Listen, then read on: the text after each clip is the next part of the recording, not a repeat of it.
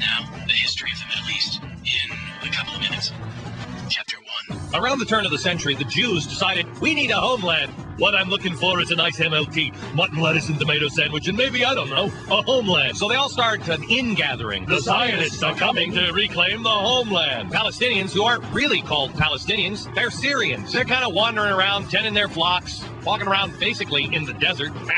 Find themselves with a bunch of Jews there in the desert with them. Would you like a nice MLT? Meanwhile, back in Britain, they're starting to ask themselves, Queenie, baby, what do we do? All these Jews are here. They're going to be starting picking fights now with the Arabs, and the Arabs aren't going to like it. I don't know.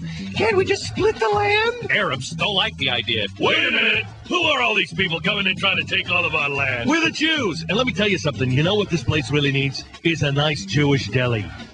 Want some lox? Now comes the UN. The United Nations decides, you know what? They're going to split it all up. We're going to give half of it to, quote-unquote, Palestine, which is actually Syria, and the other part to the new Jewish homeland. That way, everybody's happy. Right.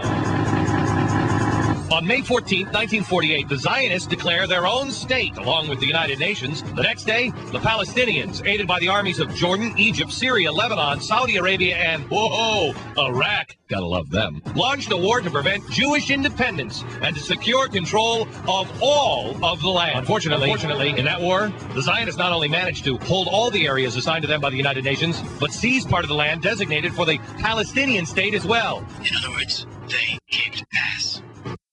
Here's the thing everybody always leaves out of the history books. The other areas designated for the Palestinians by the United Nations were taken, not by the Israelis, but by Jordan and Egypt. Jordan annexed the West Bank, while Egypt said, hey, Gaza district, you're out. But don't worry. In the next episode, we're going to find out that neither Arab state allowed the Palestinians to form their own independent government in either of these areas. Those wacky Arabs.